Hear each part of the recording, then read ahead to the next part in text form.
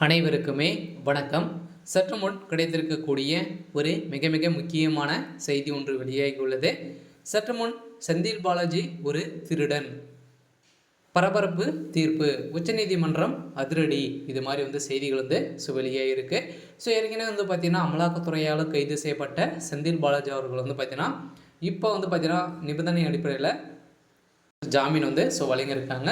இதை தொடர்ந்து பார்த்தீங்கன்னா அமலாக்கத்துறைக்கு உச்சநீதிமன்றப்பட்ட தீர்ப்பால் பார்த்தீங்கன்னா இப்போ செந்தில் பாலாஜி அவர்கள் ஒரு சாதாரண ஆள் கிடையாது, ஒரு பக்கா திருடன் அப்படின்ற மாதிரி தான் பார்த்தீங்கன்னா சென்னை உயர்நீதிமன்றம் பார்த்தீங்கன்னா அமலாக்கத்துறைக்கு கண்டித்து சொல்லிய சம்பவம் செந்தில் பாலாஜியுடைய வழக்கில் சூடு பிடிக்க ஆரம்பித்திருக்கு.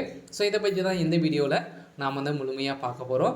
அதுக்கு முன்னாடி நம்ம சேனலுக்கு இப்போ தான் நீங்கள் முதல் முறையாக வந்திருக்கீங்க அப்படின்னா மறக்காமல் நம்மளுடைய சேனல் சப்ஸ்கிரைப் பண்ணி சப்போர்ட் பண்ணுங்கள்.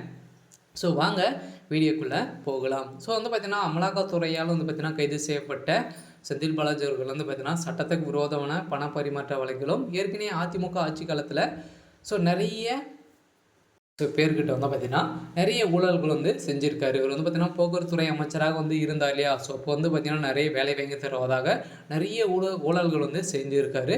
இதனால் பார்த்தீங்கன்னா செந்தில் பாலாஜி அவர்கள் ஒரு பக்கா திருடனாக தான் இருக்காரு. இருந்தாலும் திமுகவே ஒரு ஊழல் அரசாக தான் மக்களிடையும் பார்க்கப்பட்டு வருகின்ற நிலையில் பார்த்தீங்கன்னா செந்தில் பாலாஜி அவர்கள் மீண்டும் தவறுகள் எக்கச்சமான தவறுகள் செய்து வராரு அப்படின்ற மாதிரி தான் பேசப்பட்டு வருகின்ற நிலையில் தான் இப்போ செந்தில் பாலாஜி அவர்களுக்கு அமலாக்கத்துறை செயலிருந்து பார்த்தீங்கன்னா நிறைய ப்ரெஷர்கள் வந்திருக்கு. இதன் அடிப்படையில் சென்னை உயர்நீதிமன்றம் அதிரடியான இவருடைய வழக்கில் பார்த்தீங்கன்னா தீர்ப்பு வழங்கியிருக்காங்க. அமலாக்கத்துறை வழக்கின் விசாரணை தள்ளி வைக்க கோரி அமைச்சர் செந்தில் பாலாஜி தாக்கல் செய்யப்பட்ட மறு ஆய்வு மனு திரும்ப பெறப்பட்டதை அடுத்த தள்ளுபடி செய்து சென்னை உயர்நீதிமன்றம் பார்த்தீங்கன்னா உத்தரவிட்டது. இதன் அடிப்படையில் தமிழக அரசின் அதிமுக ஆட்சி காலத்தில் போக்குவரத்துறை அமைச்சராக இருந்தபோது வேலை வாங்கி தருவதாக கூறி பண மோசடி செய்ததாக அமைச்சர் செந்தில் பாலாஜிக்கு எதிரான வழக்குகள் தொடரப்பட்ட வழக்கில் இதில் உண்மை என ஆதாரங்கள் கிடைத்த சம்பவத்தினால் தான் பார்த்தீங்கன்னா அதிமுகவின் புது செயலாளர் எடப்பாடி பழனிசாமி அவர்களுக்கு கொடுத்த வாக்குமூலத்தால் இப்போ செந்தில் பாலாஜியுடைய கதை ஒட்டுமொத்தமாக முடிந்திருக்கு.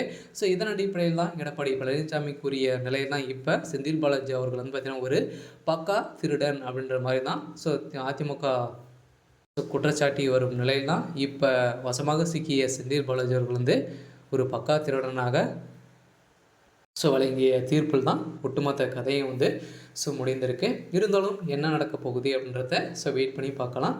இது மாதிரி செய்திகளை தெரிஞ்சுக்கணும் அப்படின்னா மறக்காமல் நம்மளுடைய சேனல் சப்ஸ்கிரைப் பண்ணி சப்போர்ட் பண்ணுங்கள். தேங்க்யூ.